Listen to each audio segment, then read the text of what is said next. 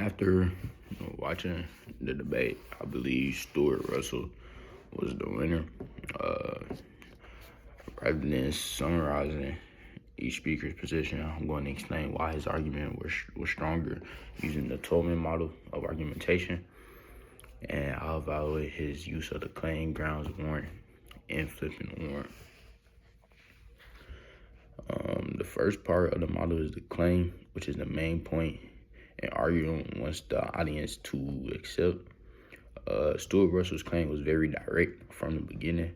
When he was asked whether artificial intelligence poses an existential threat to humanity, he immediately answered yes.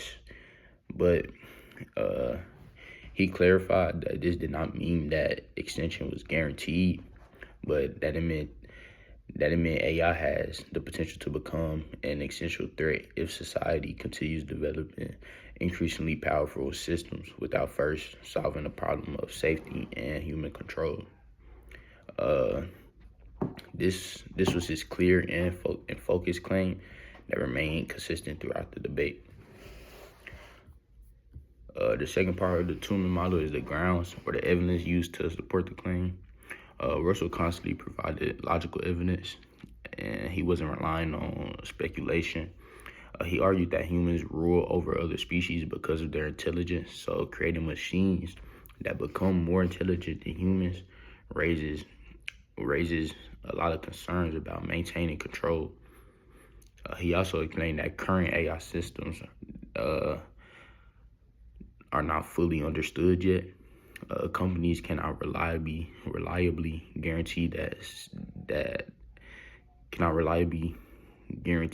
the safety of the AI systems, and the developers are investing billions into making AI more powerful without first proving it can remain aligned with human interests and safety. He compared this to building a nuclear power plant without knowing whether it would be safe or not, and this made his evidence easy for the audience to understand. Russell strengthened his grounds in the debate by discussing how current AI systems can already be manipulated through thousands of jailbreaks. He argued that if existing systems cannot reliably stay within their intended limits, then even more advanced AI systems could become way more dangerous without stronger safeguards. And this additional evidence reinforces the original claim rather than introducing a completely new argument. The third part of the Tolman model is the warrant. This explains why the evidence supports the claim he made. Russell's warrant was that greater intelligence leads to greater power, and if humans create systems that pass human intelligence while going after objectives that aren't really perfectly aligned with human values, those systems could eventually act against human interests. His evidence about AI becoming more capable supports this warrant because history already shows that intelligence provides control over less intelligent things. If humans hold power because of intelligence today, that means the machines with greater intelligence could eventually possess even greater power.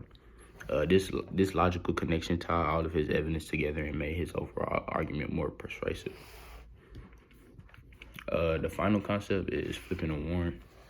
This is when a speaker challenges the reasoning behind another arguer's argument and demonstrates why that reasoning does not actually support the opponent's conclusion or claim.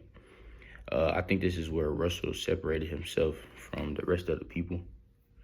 One of the opposing arguments suggested that society should focus primarily on current AI harms such as bias, inequality, labor issues, and misinformation, rather than worrying about future risks that might happen. Russell flipped this one by arguing that these are not separate issues. Instead, he explained that today's AI problems and tomorrow's existential risks both come from the same issue today. AI systems are given objectives that are not fully aligned with human values. In other words, present harms actually strengthen his argument instead of weakening it by changing the meaning of his opponent's evidence he turned their reasoning into additional support for his own claim. Russell also flipped another warrant later in the discussion where he responded to arguments that AI should simply be designed to benefit humanity.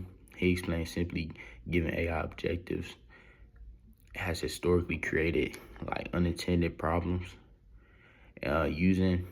Using examples such as social media algorithms maximizing engagement rather than improving people's lives, his reasoning showed that good intentions by itself aren't good enough, and this directly challenged the assumption that current design methods are sufficient.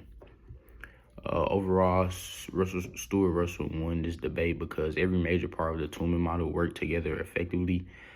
And for those reasons, I believe Stuart Russell presented the strongest and most persuasive argument in the debate.